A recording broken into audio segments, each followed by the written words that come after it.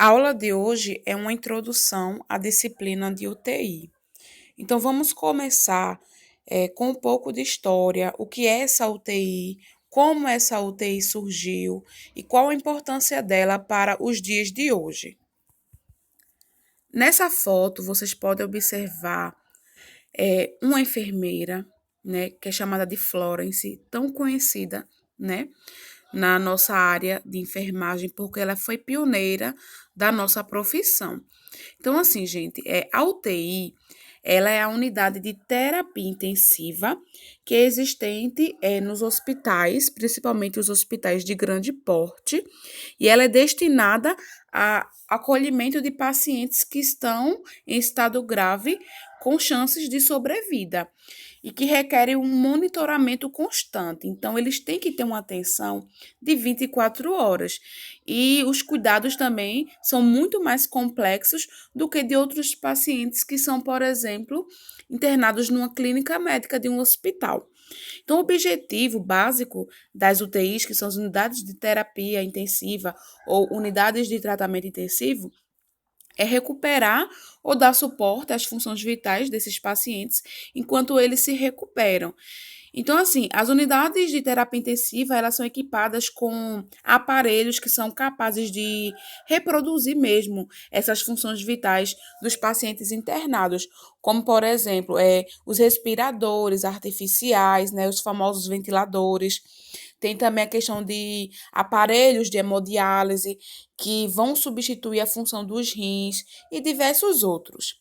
Então, essa criação dessas UTIs, ela representou um grande marco na história da medicina, gente, uma vez que ela possibilitou o atendimento adequado dos pacientes, né, que precisam desse cuidado intensivo, garantindo a ele melhores condições de recuperação e reduzindo também os óbitos. Então, a UTI, ela conseguiu reduzir esses óbitos em cerca de até 70% com o surgimento delas, há muitos anos atrás. Então, esses cuidados intensivos, eles são muito abrangentes, mas a gente destaca a questão da monitorização de sinais vitais do paciente, a questão também da avaliação e manejo da dor do paciente, os aspectos nutricionais do paciente, os aspectos psicológicos, tanto do paciente quanto dos familiares, aspectos sociais, dentre outros, nos quais fazem com que essa UTI ela oferte o quê? Cuidados intensivos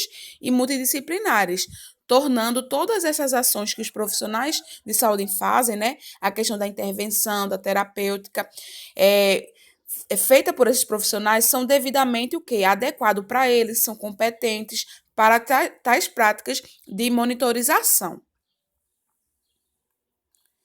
Então, gente, aquela imagem, né, da famosa Florence, a enfermagem, ela teve início na Inglaterra no século XIX, com o trabalho de Florence Nightingale.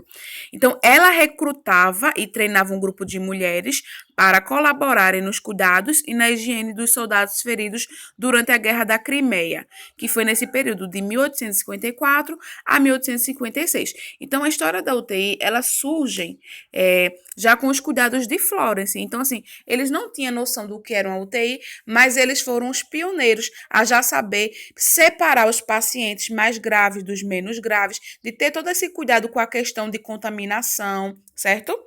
Então, ela teve a ideia de classificar os doentes de acordo com o grau de dependência, dispondo nas enfermarias, de tal maneira que os mais graves ficassem próximos à área do trabalho das enfermeiras para maior vigilância e melhor atendimento.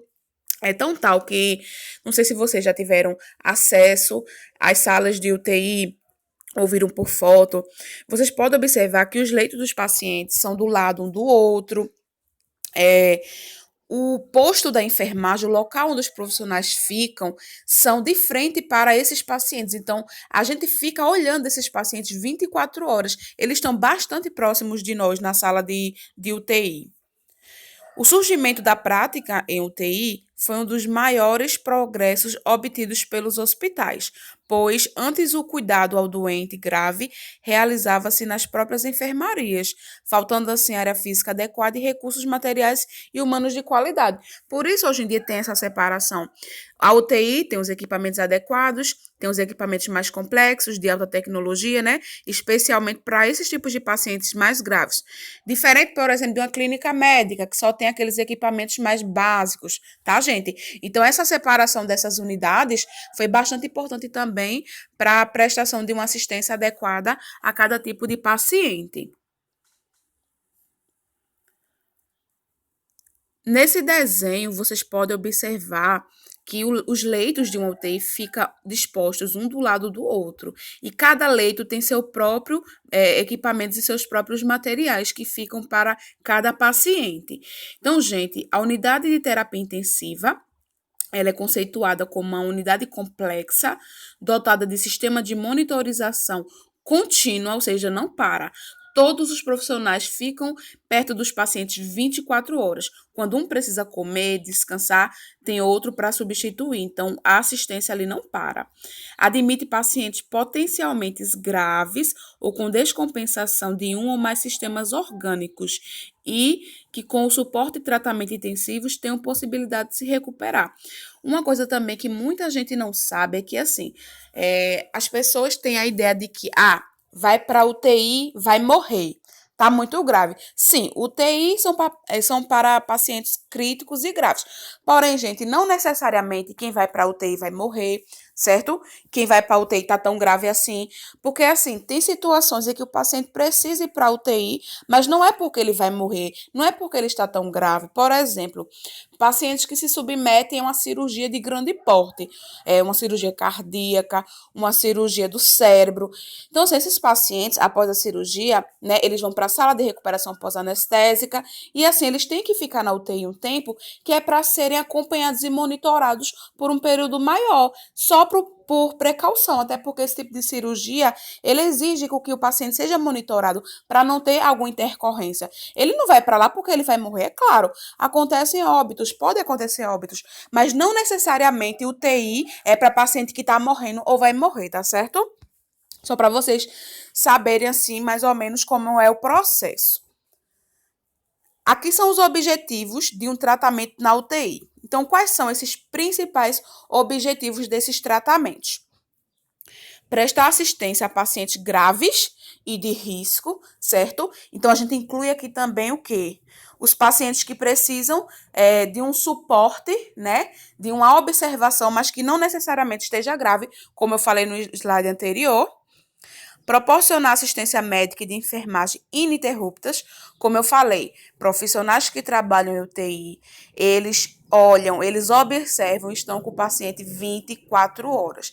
É tão tal que, diferente, por exemplo, dos grandes hospitais por aí, que é uma média de, sei lá, um técnico de enfermagem fica com 4, 5, 6 pacientes. Não.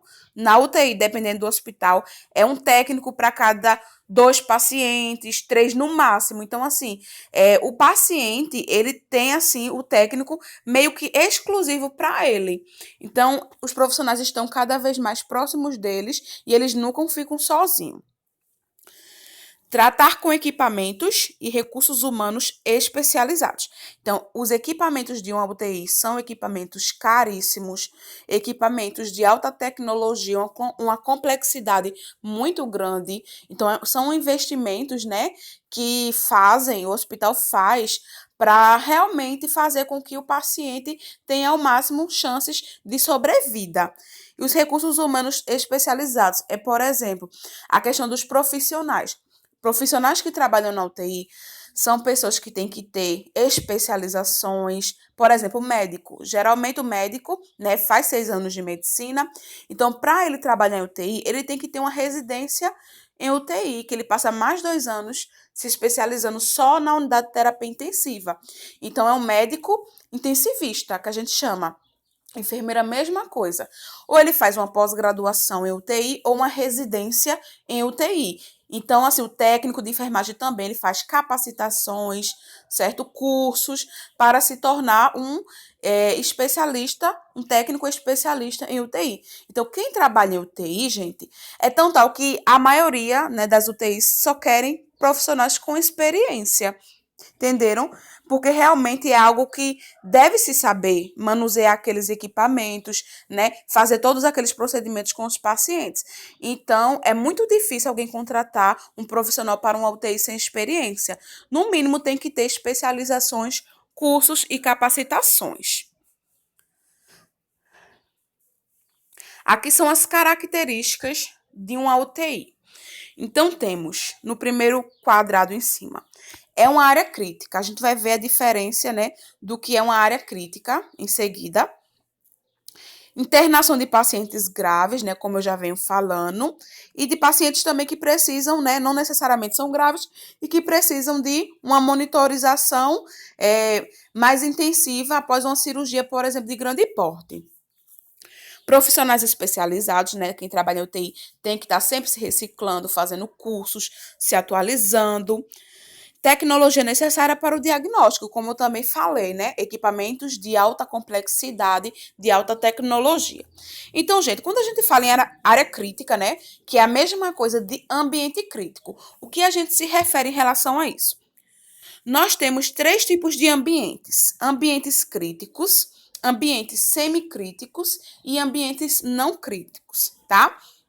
Então, assim, gente, a UTI, ela se encaixa no ambiente crítico, tá?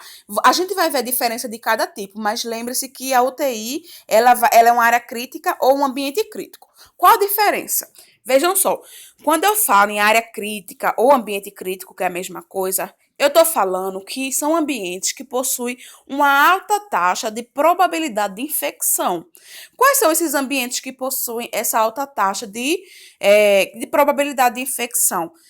O centro cirúrgico, a UTI, o laboratório de análises clínicas, porque ali a gente está manipulando o quê? Sangue, fezes, urina, né? Banco de sangue, unidade de queimados, porque pacientes queimados são portas de entrada para micro-organismos. Então, para ter uma sepse, uma infecção generalizada é muito grande. Unidades de isolamento, que são aqueles pacientes, por exemplo, que têm tuberculose, né, a famosa TB. A CME, que é o Central de Material e Esterilização, que vocês, acredito que vocês viram, né, na disciplina de clínica cirúrgica, ou vão ver ainda, não sei. E a área suja de lavanderia. Então, todos esses ambientes são críticos porque tem uma alta taxa de infecção. Então, a UTI, ela se insere nesse ambiente, tá? De um hospital. Já os ambientes semicríticos é uma moderada taxa de infecção. Não é tão alta igual ao ambiente crítico, nem tão baixa quanto os não críticos. Então, ele fica ali em meio termo. Temos, por exemplo, as enfermarias, né, que são os quartos dos pacientes, nos quais eles estão lá nos seus leitos. Temos os banheiros, os postos de enfermagem, elevador, corredores, entre outros. Já os ambientes não críticos são aqueles ambientes, né, do hospital que ele tem uma baixa taxa de infecção. Não quer dizer que porque ele é não crítico que ele não tem, não. A partir do momento, gente, que é hospital, qualquer ambiente que seja, por mais que a gente julgue ser limpo, não existe isso de, não tem taxa de infecção. Tem sim. Aqui é baixo, porém existe. Então, quais são esses ambientes não críticos? Almoxarifado, vestiário, a copa, áreas administrativas, entre outras, que possuem uma baixa taxa de infecção na unidade hospitalar. Então, essa é a diferença dos tipos de área crítica, não crítica, né, e semicrítica. Lembrando que a UTI é classificada como área crítica ou ambiente crítico, que dá no mesmo.